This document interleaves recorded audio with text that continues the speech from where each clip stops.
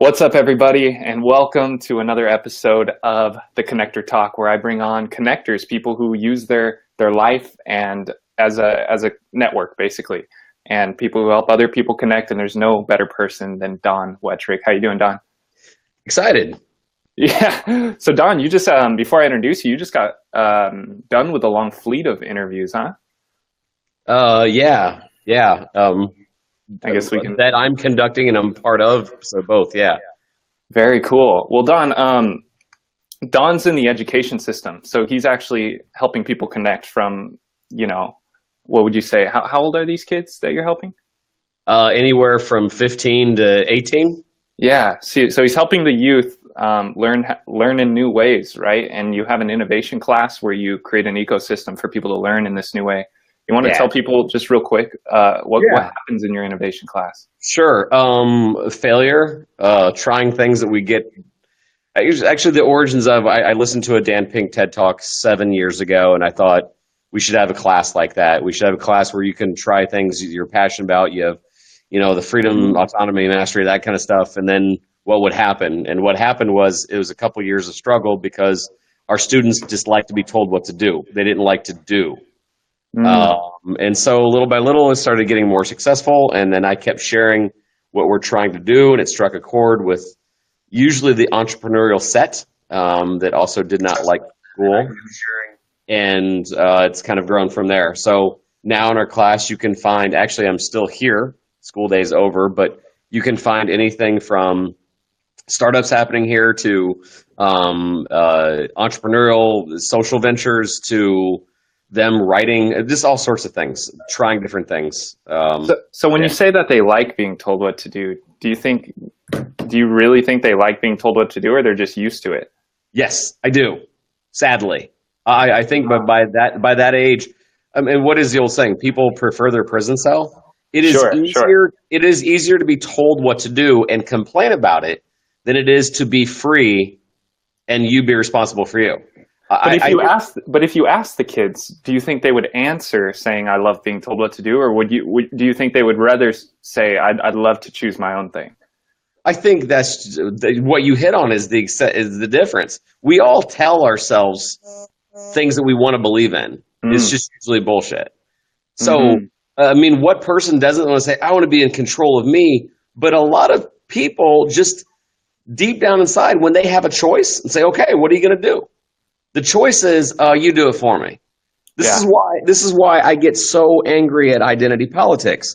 Oh, I don't like what this person is doing. What are you doing about it? Well, our Congress should fix that. Or you could. Got it. You could do something right now. No. I hate, how apolitical, you know how libertarian I am, but I hate Donald Trump, so I'm going to spend all day looking for things that he said. Or you could do something. Sure. You can be the change that you want to see, or you can just make a meme about it. So essentially, and I was looking actually through Reflections today. Today was the last day for them, and they were reflecting on their process. And one of the things that I love the most is they were saying, a lot of them said, "I'm thinking for myself now." Now, sometimes this can be a dangerous thing because they're still within a school, and I love it here in Noblesville, but every now and then you still have to jump through the hoop, and then sometimes they're like, "I don't want to." That makes me proud in some ways, and then scared in others, but I think that that's just it. The kids that go through this process then can tell you, "I want to be in control of my life." Sure. When they got here, they said the same things too, but they didn't mean it until they meant it. You had to go through that process. And I think that that's one of the things that we thrive in is that we uncomfortably go through that. It's cool to fail. I think the most important Disney movie ever made was Meet the Robinsons because it was about a kid inventor who they celebrated every failure. They thought it was cool. And in a lot of ways, that's what we try to do within our class. Yeah. Celebrate that failure and then reflect on it. And I think that's one thing that's lost is the reflection process, which is why I freaking dig what you do, Nick. I know exactly where you're at in your journey because, one, you're sharing it, so very Gary V-esque, but you're also reflecting on the journey that you're on, which I dig. I love it. I love that you're doing that because I think that's the key component. A lot of no talent people will just like document everything they do, but there's no growth. It's like watching a film where there's no character development. Great, you turned on your cell phone today and you said hustle. Great, you turned on your cell phone today and you said grind. That's cool. How are you growing? What is different? How are you making things happen is what I'm wanting to see. And that's one thing I really like about what you're doing. There's always a reflection. Thank you. Yeah, thank you. And just to support what you're saying, I mean, in the school system right now, you're kind of punished for failing. Obviously, you get a failing grade, you fail. And in entrepreneurship, if you're not failing, you're just not trying hard enough. And you're kind of not looked down on, but you're definitely not taken seriously if you haven't tried massive things and failed massively at them. So, you creating a spot for people to fail is just, I wish I had that class. So on another note, talk about exactly how you encourage kids to connect with each other and connect with outside sources through digital resources. Like where does connection come in? I mean, are you just giving a space for these kids to do it by themselves, or are you encouraging connection? Well, it's funny. So it's easier now than it was before because I end up getting a decent sized social media following. So they see that if it works out for me, and they're like, I'm just their teacher. They're like, well, there's got to be something there. It works out for Wettrick. So that's the easier part. It was harder in the beginning, but basically it's those little successes of some kid going, oh my gosh, I tweeted at this guy and he got back with us. Matter of fact, we had a key moment. We had 2 key moments this year alone. We already had social media success, but like we reached out to Naveen Jain after watching one of his podcasts or after watching one of his TED Talks. And within that class, we tweeted him and he got back with us in like 5 minutes. Wow. And they're like, wow, that's so cool. Or like one day we kind of like flood pinged Tim Ferriss. And then like a week later, we were interviewing him. So those kind of moments are like, okay, this is cool because in my class, they dig people like Naveen and Tim. And I think that's the other part of it too. Like, it's not just who we're trying to connect with. It's like the personality trait that we're trying to connect with. Like, no offense to a celebrity, but we're not trying to get to Katy Perry. I'm sure she's a great person. Sure. But like, we geek out like to hear from Ryan Holiday. Like he's on our Mount Rushmore of people, not Katy Perry. Sure. And that's pretty cool how you can kind of like use your class as a network and like mobilize them. Be like, everybody tweet now kind of thing. But shouldn't every teacher? I mean, this is what bothers me is that like, okay, if you've taught for more than 10 years, thousands of people. And so if the old mantra is not what you know, it's who you know, geez, we know everybody. Teachers know a lot of people. So you might as well put that networking to use for your students.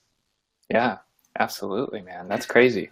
So are you encouraging kids to become like what we would call connectors, like to create massive amounts of networks themselves? Yes. Matter of fact, with your help next year, and I hate to use the word mandate, but I'm strongly encouraging that they all have their own YouTube channel. Yes. And that they curate it. And very Gary V-esque, I don't want you to create content. I want you to document what you're doing. That's it. Sure. Just because I keep getting told, like, I want to be a fly on the wall in your class. And I used to walk around with Periscope, and that was cool. But like to see the long-term, the very things we were just talking about, to see that progress, to see the reflection, and to see the accountability. So if some kid's like, hey, I'm going to do this project, and then all of a sudden nothing, I'm hoping that his audience is going to go like, bro, where did it go? Why aren't you doing the things you said you're going to do? Exactly. That's awesome. We got Patrick here saying 2 of my favorite people. Sebastian's in, Anthony's in, Sandra, all the way from Uvalde, Texas. What's up? Hey, if you guys have any questions for Don Wettrick, Innovator of the Year in Indiana, or myself, go and drop them in the thing below. So speaking of video, did you see what I did for the San Marcos Entrepreneurship Academy? Yeah. Yeah, awesome. Man. I really think something similar for your class, just bring, coming in and teaching them how to make videos, how to make better videos than college graduates in an hour could be, so why do you think Oh, I'll just ask you this for my own sake. Why do you think video is important for the young generation? Uh, Beyond documenting, like what do you Yeah. think? Why do you think it's useful for them? Because at our most primal level, Joseph Campbell knew what he was talking about. Hmm. And I think that I don't need to explain that to you, Yeah. but to a lot of other people. People love watching that journey, and it gives other people hope, and it gives a blueprint. So when you see somebody, it's like, I don't care, I'm starting. I mean, how many times have you heard Gary Vee say, I wish I would have started my updates back when the wine library was nigh? Sure. People love watching that. And if you're doing cool things, the world, you might as well let them know. Will you get your detractors and haters? Sure. But you'll Yeah. also inspire a lot of people that will go, oh my gosh, I could do that too. Mm, nice. Speaking of Gary Vee, did you just interview him? I'm going out there in June. Nice. Yeah. Sweet, And man. then June 26th, and no, James Altucher 26th, and then Gary 27th. I'm Sweet. trying to round up another guy from New York City, so haven't made that happen yet. Who's Does does his name rhyme with Pacey Highstat? It does. Cool, man. It does. So you're So- interviewing all these cool people. Seth Godin. Yep. I know you interviewed some other great. You interviewed me. Yeah. Yeah. Tell me a little bit. Why are you interviewing these guys? Because people in education don't know who they are, and it's a shame. Mm. Matter of fact, I know this next guest, you're gonna laugh because if so many people will be offended, but I'm going to have Tucker Max on, and he has made a career of really making people feel uncomfortable. But no, that's the whole point. Like, and actually, the origins were so the day that we were going to interview Tim Ferriss, he set out a really nice chunk of time. He's like, "Hey, I'd love to talk to your students." So I invited a lot of teachers, like, "Hey, if anybody wants to come down here, we're going to interview Tim Ferriss." And it was a universal, "Who's Tim Ferriss?" And I'm Yeah. like, man, that's part of the problem. And so I was like, you know what? I'm going to start an educational podcast featuring no educators, but people that educators should know. Yep. Dude, that is freaking awesome. So you're bringing them in, and what do they got to say about what you're doing? I mean, I guess a better question is like, how can somebody who's not in the education system anymore, whether teaching or learning, use what you're doing to help them? Because some people might see this and say, well, I'm already done with that, and I'm already going into the internet.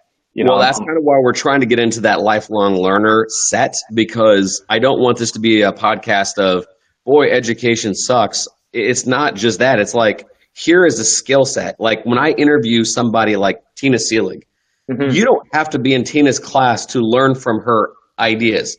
This is why I love biographies. This is why I like autobiographies. This is why I like nonfictions, because if somebody had a lot of wisdom and they wrote a book, within a day, I can learn what they took 5 years to learn. And I love that. And so I'm hoping the podcast is something similar. I'm hoping the podcast is like, dude, what that guy just said resonated with me. You are a student all the time. And that's one thing this time of year, I hear people go, I'm out of here, or I'm done. What they're saying is, I'm done with learning, and nothing can be more toxic than that. Yeah, but well, it's also a clear message of how they feel about the education system, that it was just some kind of pulley that they finally got out of. Right. And I desperately want to change that too. Like I'm hoping to change that mindset and change the mindset of fellow educators too. Let's have a conversation of why do you teach what you teach? And if the only thing you can come up with is because it's on the SAT, that is not good enough. Yeah, no, I feel you. So let me give you one more scenario, and then we'll wrap this up. I'm fresh out of high school. I want to be an entrepreneur. I want to make internet connections. I want to run my own business. Do I go to college or do I not? No college. So this is the big argument I had with Seth Godin. I hope I'm not too windy. This is the big argument I had with him. He more or less told me, and it's kind of the Peter Thiel mentality. If you have $100,000 sitting around, you either can learn from YouTube Yep. And do what I'm doing is like trying to contact people, or you can invest $100,000 into an education and then start from zero, Got it. and then try to find a network, and then try to do this and this and that. So ultimately, that was his point, and it resonated. And I'm like, so don't get me wrong, but you said the magic word entrepreneur. If you want to be an engineer, go to college. If you want to be a lawyer, if you want to be a surgeon, if you want to be a surgeon, please go to college. Well, you literally can't be a surgeon unless you go to college. Right, in this country. So yeah, I mean, for those reasons, with that keyword of entrepreneur, yes, I strongly think that, you know, you might as well do it now. Well, I absolutely agree, man. We got just one question here. Near Chorus, where can I get more info about the connector attitude in education? That's something I'm kind of working on. What do you think? Yeah, I mean, just selfishly follow along with what we do. Follow me on Twitter, listen to my podcast, and ultimately, I think that there's a lot of your podcast. What's that? How can they find your podcast? Stitcher, iTunes, whatever, Google Play Music. It's all there. Start Ed Up, and then, or if you just Google or like just type in my name, you'll find it. Cool. I'm just putting it in there so people can search it. Cool. That's awesome. Yeah, I mean, like I said, I think one of the main missions that we're on, not just with this little Facebook show, but with my business, is, you know, putting an end to disconnection. I think we have all the tools out right now to all be connectors and to use the internet and all these opportunities and all these people who want to help to help us move our agendas forward of helping other people, because that's what, you know, that's all entrepreneurship is just sustainably helping people through business. Yep. So agreed. 1,000% agreed. Yeah, guys, if you are trying to rewire your education and learn in a different way, whether if you're 80 years old or you're 12, I'd really recommend you check out what Don Wettrick's doing. He's making history every day as far as I'm concerned. And if you want to continue to see different perspectives, just come here. I'm going to be doing a live stream every single day where you can just tune in and learn from a different connector. Thank you so much, Don. Is there anything you want to say? I love what you're doing. You know that already. I love everything you're doing. So keep me involved in any way, shape, or form you can, and I'd love to collaborate with anything, man. You're rocking it. You're rocking it. Thanks, man. Jack said Don Wettrick is the LeBron James of teaching, King Wettrick. Nanda, someone else said, hey, Don, love your podcast. Here's my question. A lot of kids have a fixed mindset in school and not growth mindset. How does your class get them on board with the whole idea of your class? Go ahead and end it with that answer. Trial and error, letting them do. We just had this discussion today in the wrap up. Sometimes you gotta let them fail, and then that reflection is everything. Why did you do what you do? Okay, now what are you gonna do with it? Nice. Yeah. So some people don't know what they're doing until after, and they get to reflect. That's awesome. All right. Thank you so much, Don. I hope to catch up with you very soon. See you, brother. See you.